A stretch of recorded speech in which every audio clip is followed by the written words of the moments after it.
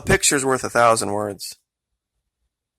You see, what you're looking at is the legacy of big oil in Venezuela. This is Lake Maracaibo.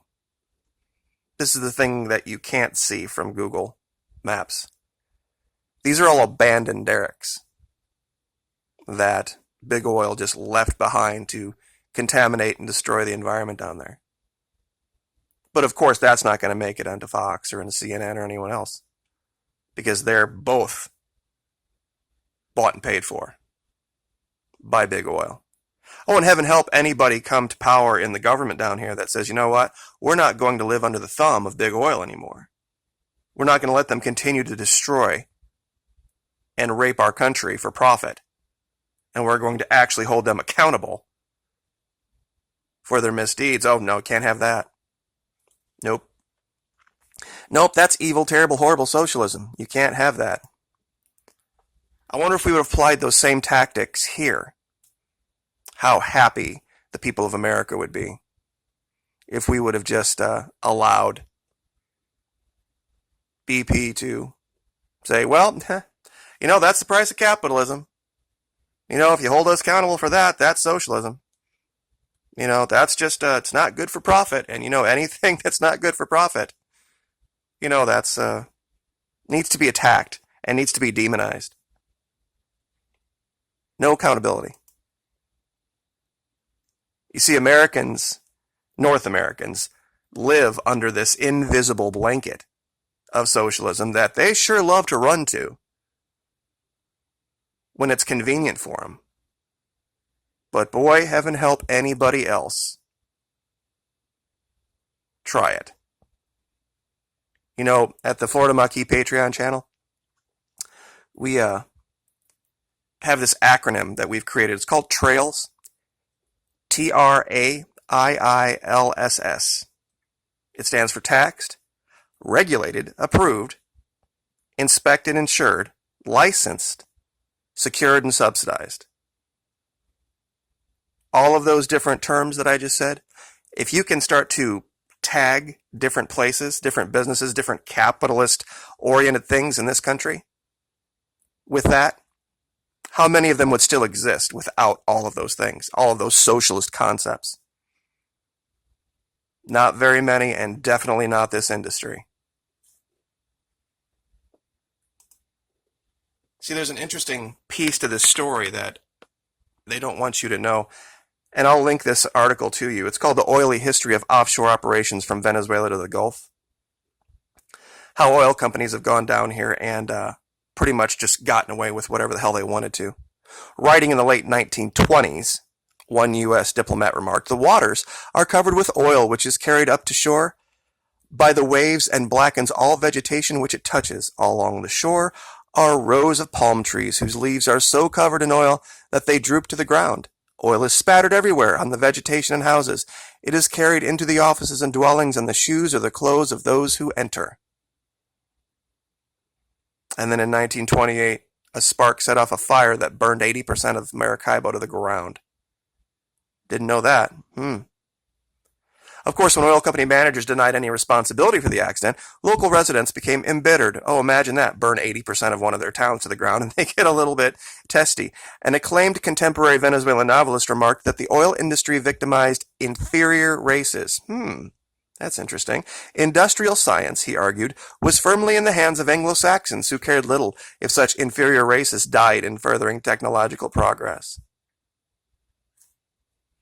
And of course, though Venezuela eventually became one of the world's primary oil exporters as a result of exploration in Lake Maracaibo, the environment continued to take a beating. A refinery owned by Royal Dutch Shell, located on the island of Aruba, which processed Maracaibo crude, was strategically important as it supplied products not only to Britain, but also to France. Wait a minute, this horrible socialist country was on the side of the Allies in World War II?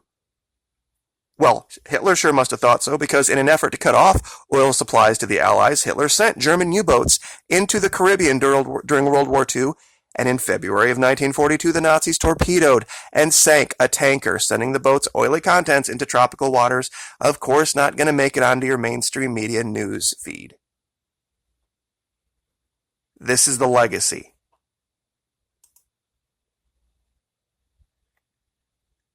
And in other news regarding this country, a very interesting paradigm has come to light. Venezuela creates new migratory police force as UN visits border. Venezuela is trying to secure its border. What a novel thought. Securing your border. Where have I heard that before? Venezuela unveiled a new police force Friday charged with keeping public order at its 72 border stations. The new Migratory Police Corps will form part of the National Bolivarian Police Force and will be deployed at all the country's border checkpoints. She stressed that the new body exists in other countries as an administrative service. Yeah, we have one of those here. Now here's the part that they try to slip through here, but nobody really understands this. The migratory police will be a highly specialized body which will look to attend to the reality on the borders, which have seen a growing outflux of Venezuelans in the recent months. The UN International Office of Migration estimates that 2.5 million Venezuelans currently live outside Venezuela, with 1.6 million having emigrated in the last 2 years. And I'm sure there's people out there going, see, Maki, see, even Venezuela analysis says it. Okay, fine. 2.5 million people out of a country of 32 million people. Doesn't even represent 10%. 1.6 million in the last 2 years, 800,000, represents a fraction of a percent. In fact, let's see if we can see what it is in a calculator. Let's see, we have 32 million people. And they said what? You know what, we'll just use the standard number that Marco Rubio loves to use, 3 million. See, 3 million. And we'll divide that by 32 million.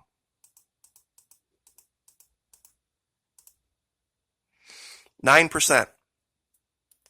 9% of the most impoverished, at-risk people in Venezuela over the last 3 to 5 years have left. A country that has been the target of 3 separate events. Event number 1, 2014. The price of oil plummets overnight. Now, who created the situation in Venezuela? Was the Venezuelan government responsible? I'm sure they were. They're the ones that went into the contracts with big oil. They were only a country of, at that time, maybe 15 million people. It's not like they could have some giant agricultural industry and some other giant export industry and also do oil and make sure that they didn't have all of their eggs in one basket. And I guarantee big oil wouldn't have allowed that.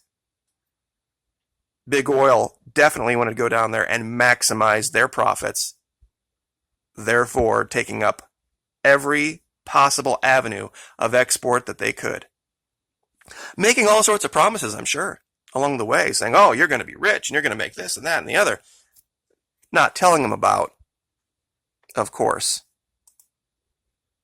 things like this being the end result that they weren't going to be responsible for. But what was event number 2? Oil prices cratered. Oh yeah, 2015. Strangely enough, over here, when all this happened, the U.S. declares Venezuela an extraordinary national security threat and sanctions, literally their entire leadership, and seizes billions, I don't mean millions, billions in assets in the United States. More sanctions are applied, preventing them from getting loans. Because of what? Corruption. Really? Corruption. Because we know, of course, there's no corruption in Nigeria. There's no corruption in Colombia. There's no corruption in Brazil. Oh, yeah, that's right. There is corruption in Brazil, but all they do is get a fine. And then, of course, the attack from Colombia. The paramilitaries entering that border region. Ripping supplies out of there en masse. So it doesn't matter who is in charge. It doesn't matter whether it was some pro-U.S. government or anybody else. When you add in all 3 of those things, it wouldn't have mattered if Ronald Reagan himself was in charge, this country would have cratered. When the U.S. decides to pick winners and losers, that's just the way it goes. Now, another interesting number here, daily cross-border traffic of the floating border population is estimated to be around 37,000 every day. 37,000 a day? I wonder what that is as a yearly number. Let's see, 37,000 people every day times 365 days in a year. Wow, 13.5 million people. And I'm sure every single one of them is wearing a tag around their neck that says, I am for sure a Venezuelan. Oh, I am for sure a Colombian. I'm a Brazilian. Being a little sarcastic there. You see, nobody knows. Those borders down there have now been and have always been giant, floating, porous, basically non-existent entities. I guarantee 99% of you I could take right down there right now, and you could listen to two people speak in Spanish, and I guarantee you could not distinguish Venezuelan from Colombian. I was trained to do it, and I still have a hard time doing it.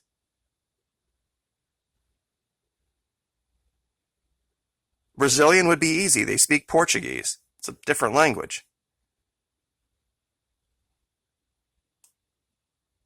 It was funny how there wasn't any giant complaints about the socialist Venezuelan model from Colombia when Colombia was sending tens of millions of people over basically the last 25 years into Venezuela as a result of the war, the civil war going on in that country.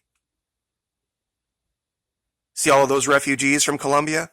You see, even with the $500 million a year from the United States, Colombia can't take care of its people. It can't secure its territory. It can't, for some reason, get rid of the drug lords. Billions and billions. And so, hundreds of thousands of people every year crossed into Venezuela, took advantage of the free medicine, the free food, the free medical care, the free housing. And there wasn't any bitching from Colombia then.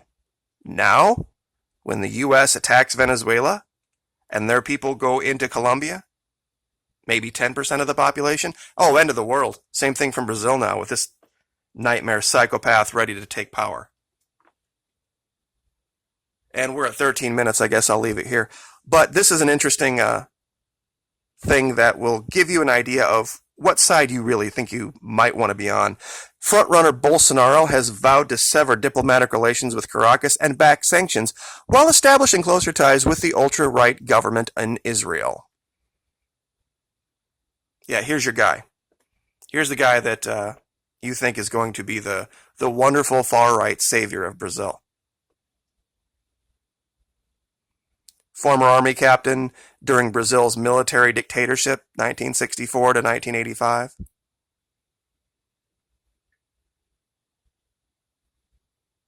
So, I'll leave it there. But I'll leave with this picture. Just so those of you who think that letting capitalism run amok is a great idea. Letting business do whatever they want to do is a great idea. You mark my words, a false flag is coming. They are going to, in Venezuela, more than likely, knock out a well, knock out a tanker, and then, of course, that will be their humanitarian reason to protect the environment, to go down and do regime change. They're going to say that because of all the problems of evil socialism, that the rigs were too dangerous and they weren't well maintained, and that caused this giant problem, and now the U.S. has to go down and clean it up, and that's why we need to kick out Maduro and put in our own people. You mark my words, that's coming. So, we'll leave it there. Like, share, subscribe.